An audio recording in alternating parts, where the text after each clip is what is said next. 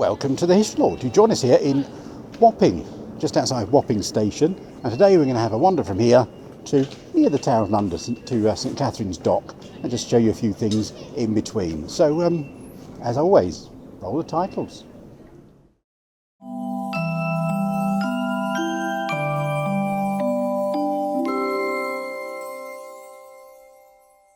Welcome to London. As the 100 goes by, there we are, let that go by. So it wasn't a 100, it's a D3, I do apologise. There's two routes run down here.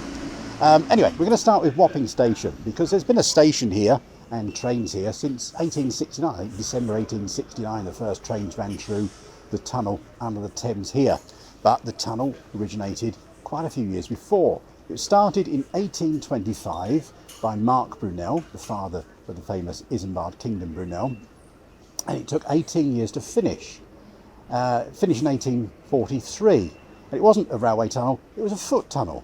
And it was a grand foot tunnel, and it was designed to take people from one side of the river. It was the first tunnel built under a navigable river in the world, and but it was a success for a short period. I think the first 10 weeks it was opened, 1 million people came to see it and watch it, just have a wander through it, and then its fortunes declined. And by the 1860s it was sold to a railway company, and this is when it started. The East London line became effective in December 1869. Over the years it's been evolved into other things. It was part of the Metropolitan line for a while, and I think it was the early 2000s it was transferred to the people who run it now, and that's Transport for London as part of the Overground. Now, the tunnel itself runs from here in Wapping to the other side of the river in Rotherhithe, and if you pop over there to the Rotherhithe side, there is the Brunel Museum, and they actually show you how the tunnel was constructed. Well worth a visit. Now, we're going to head that way, we're going to head westwards, and our next stop is, well, just down there. We're talking about guns. So here we are, next stop is this place. This whole thing is called Gun Wharves, and originated in about 1520, so the time of Henry VIII, and this is where they actually built naval cannons, rebuilt in the early part of the Victorian era to these wharves, and nowadays, I think it was the late 90s, they were started to be converted into luxury apartments. I did have a quick look yesterday on one of those websites where you can move houses and what have you, and I think there's a one bedroom in there at the moment that's on the market for 750,000. So if you want, want a bargain, go for it. Next stop down there, a bit more of King Henry VIII. So let's have a look, shall we? So on my left here is King Henry's Wharves, and we're going around the corner into King Henry's Stairs. Now we can't go all the way down there, but let's have a go down as far as we can. Now, this is one of the possible sites for execution docks. And Execution Dock was where the pirates were executed back in their day, and it's not really accessible, but there you go onto a beach down there. Oh, you're going to have James is being braver than I am, having a look down there. There's a few other sites that could claim to be Execution Dock. One of them is back east of here. We're not going to show it today, but we'll probably insert a picture, and that's a pub called the Prospect of Whitby, that claims to have been there since 1520. It also claims to be the oldest pub on the riverside of the Thames. Whether that's true or not, we have no idea of saying, because there's a few other pubs that claim the same thing. But there you go. But outside the Prospect of Whitby, on the Thames side, there is a Hangman's Noose, which is there purely for tourist possibilities. But there you go. Let's go around the corner. Our first pub of the day, which is the Captain Kidd. Let's go. Before we go up to the first pub, just Phoenix Wharf here, finished in 1840, and it was built by a chap called Sidney Smirk, called Phoenix. I believe there was a fire here that burnt the original wharf down, and this is the one that rose from the flames. But there you go. Anyway, while this car passes, we're going to go across here to the Captain Kidd. So make sure there's no traffic. It is a Saturday morning, so it's fairly quiet. So let's have a look.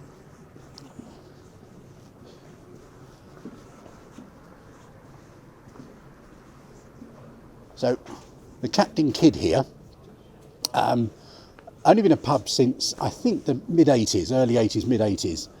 It was a wharf before that, and it contained tea at one point. But who was Captain Kidd, and why have they named a pub after him? Well, just briefly, he was a gamekeeper turned poacher, shall we say. Started off as someone who was trying to catch pirates and became a privateer, and then he became a pirate. His crew actually forced him into piracy, shall we say. He was born in Scotland in 1654 and became a sea captain at a young age. And when he was arrested in 1700, in May of 1700, his trial lasted the grand total of just one day.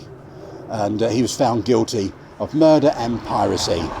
He was hanged at Execution Dock in May of 1701, and in the 80s they named a pub after him. So James and me are going to go in for a swift half, and then we'll continue our little walk just down the road. So see you in a moment. So we've just left the Captain Kidd after a quick cola. Yeah, I don't drink either.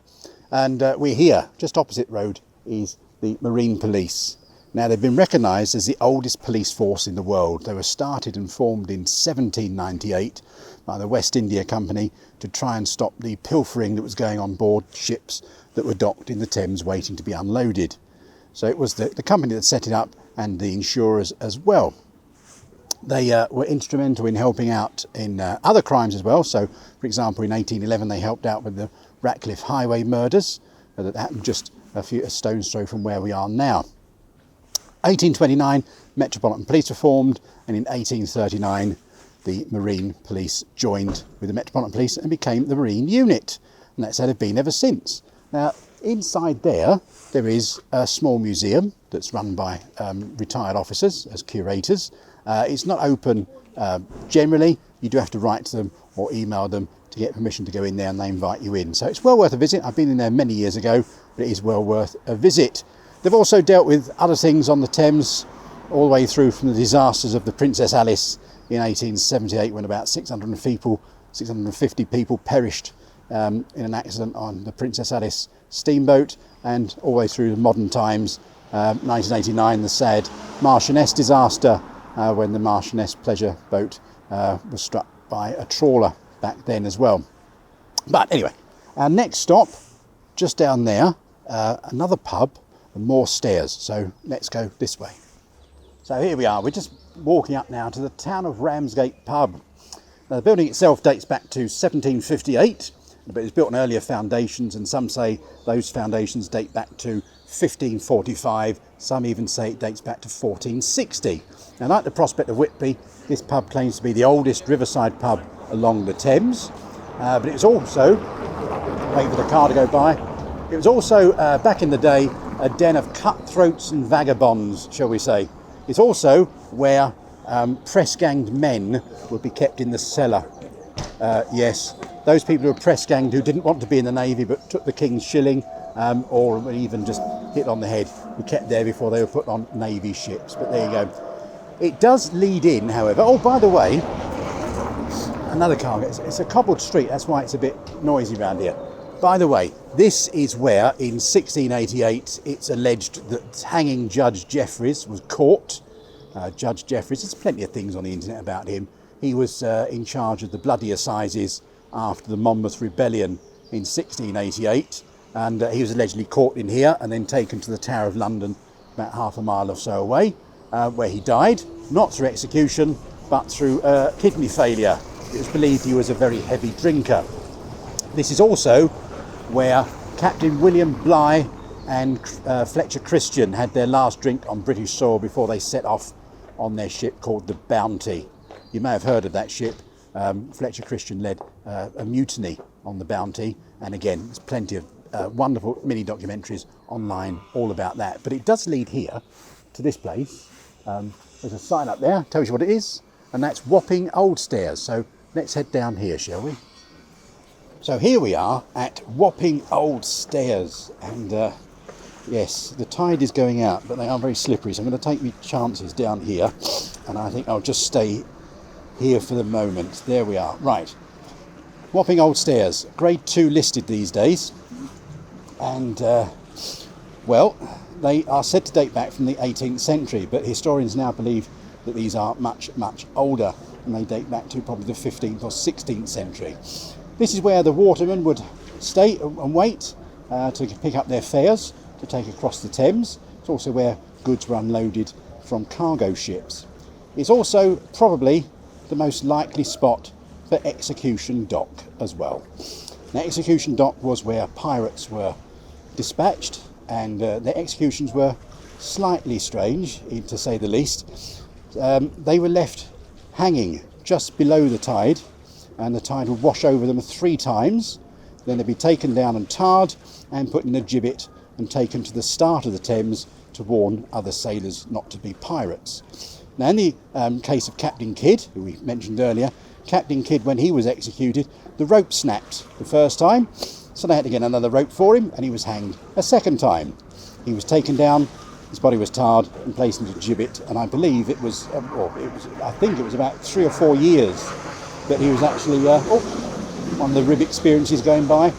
It was about 3 or 4 years that he hung in a gibbet at the start of the Thames there. If you think it's familiar, I think it's been in a few series or a few episodes of Doctor Who as well when they've come along the Thames, and it's also been in a poem.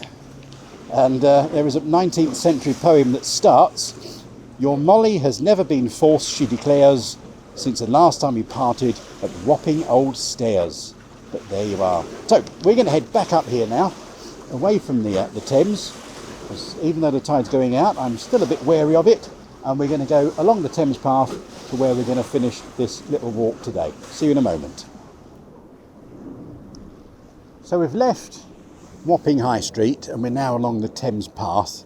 I thought we'd just stop here because, well, who doesn't love a view of Tower Bridge? And we've got the Hermitage moorings here with some Thames barges, and behind us we've got the Hermitage Memorial Gardens as well.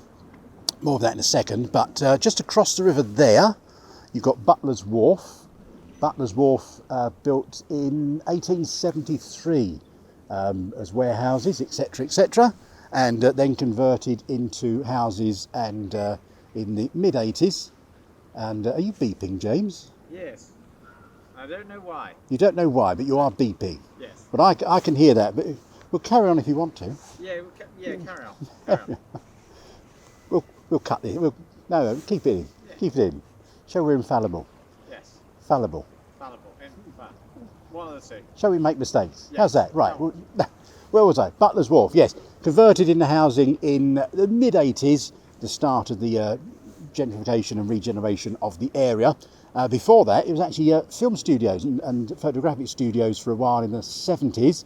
And Derek Jarman, the innovative film director and pioneer, lived there as well. And of course, I've got to mention, Tower Bridge opened in June, or officially opened in June of 1894, designed by Sir Horace Jones.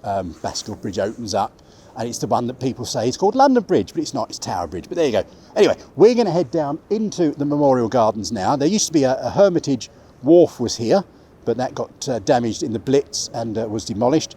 And they wanted to rebuild on here right the way up until the 1990s, but thankfully a ward of court was given, and this was saved as a memorial garden and somewhere green for the local people to come and visit. But we are going to go to the other end because there's one memorial I want to show you, and that will be the end of our little wander around Wapping. Let's go. So our last stop of the day is in these memorial gardens here. I'm actually going to be looking at this rather simple, but I feel quite dignified memorial. It was designed by a lady called Wendy Taylor, and I believe she got a CBE as well, but it was designed as a dove. This is a memorial to all of those civilians who died during the London Blitz in the Second World War. There was tens of thousands of them who lost life and limb. I think it's rather simple, very dignified, and it's the dove of peace.